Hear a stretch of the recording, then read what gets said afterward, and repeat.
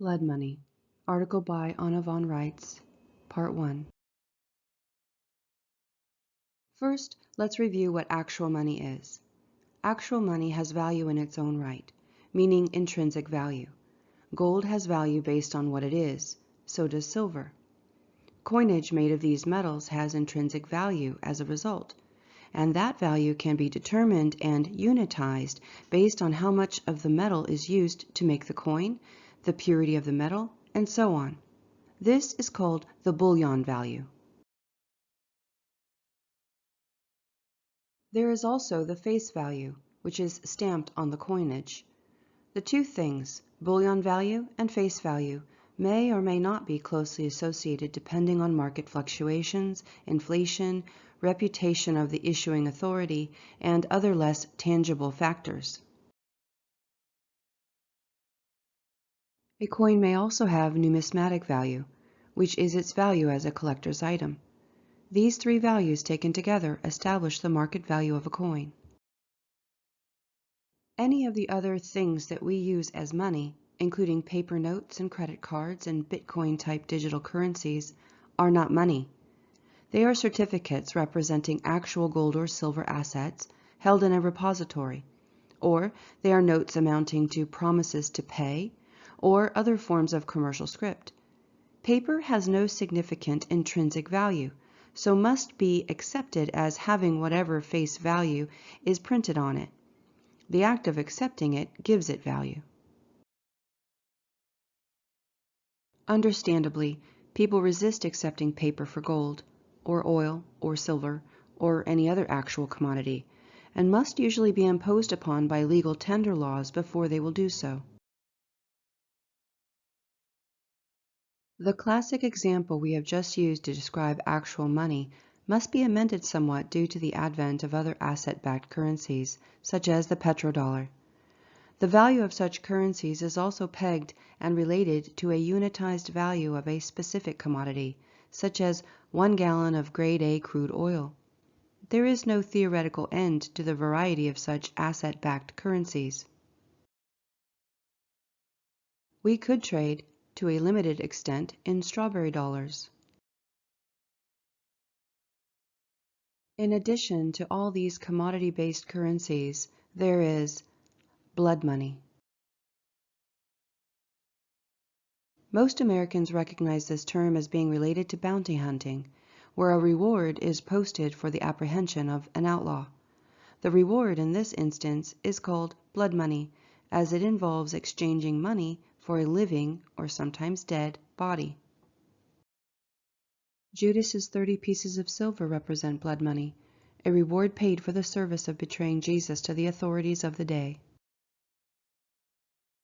These examples, however, may give you the wrong idea that blood money is restricted to these sorts of sordid and specific kinds of performance rewards. In fact, blood money is far more common in other contexts and represents the value of human life energy. That is, the value of your labor, your thoughts, your patents, copyrights, and trademarks, all those intellectual properties that are yours by nature, make up another whole trading sector and form of money. This is because we not only trade money for goods, we trade money for services. We unitize the value of services much as we unitize the value of gold. We establish hourly wages and minimum wage standards, which then peg in a very general sense the value of labor being traded for money. A skilled laborer simply commands more of the units per hour.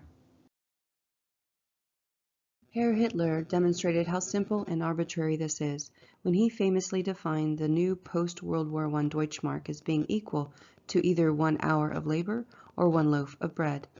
This established the exchange rate of the Deutschmark in one stroke, for both commodity purposes, bread, and labor purposes, basic hourly wage. To the amazement and chagrin of all the money snobs paying attention, it worked like a charm. German productivity soared, and the Deutschmark, set free of all the contrived manipulation of the European monetary regulators, soared also. If nothing else, this foray into simplified monetary policy proved that the value of a currency increases to a natural settling point and stabilizes by itself once it is properly defined. People can have faith in it because they know for sure the value of a dollar or a Deutschmark, both in terms of trading commodities and trading labor. Beginning in the 19th century, we began bumping into the ceiling of currency values on a worldwide basis. There simply wasn't enough gold or silver in this world to backstop the burgeoning demand for currency needed to build industry and fuel the demand for infrastructure and government services. Even when they added the value of the blood money, the labor commodities, into the equations, there still wasn't enough basis to issue enough currency. This demand for money as a commodity, coupled with the physical limits of both the trading value of commodities and labor, the believability factor, led to these demands. 1. Extreme exercise of all assets to provide basis for currencies, and 2. Credit, lots of it. Credit, unlike any form of money, either commodity-based or labor-based blood money, does not exist in the actual world. It has no basis but faith in a future ability to pay, and as we all know, the future does not exist in the present. This all results in a situation in which we have borrowed the assets of a projected future, including future labor assets, to pay for otherwise insupportable economic expansion today.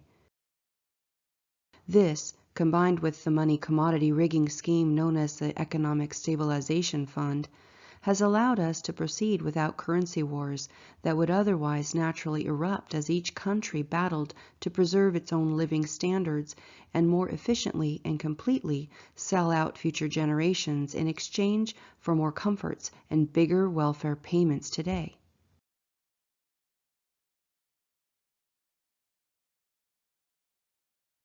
It seemed innocent enough at the time. After all, it's all in the future, and the future isn't actual. It's theoretical.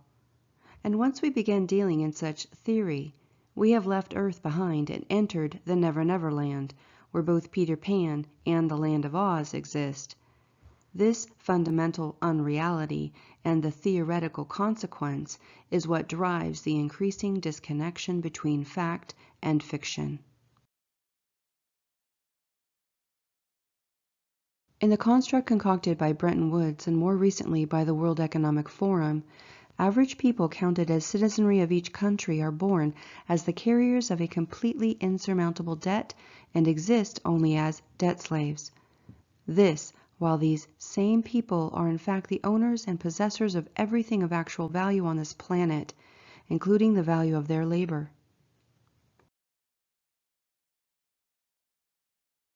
The world of monetary theory and future indebtedness in the form of credit has created a head-on collision between fact and fiction. And everywhere you turn, you hear the whispered and horrified refrain, "Somebody's got to pay for this." Let's begin with the fact that you can't indebt something that doesn't exist, but you can honor credit that is prepaid.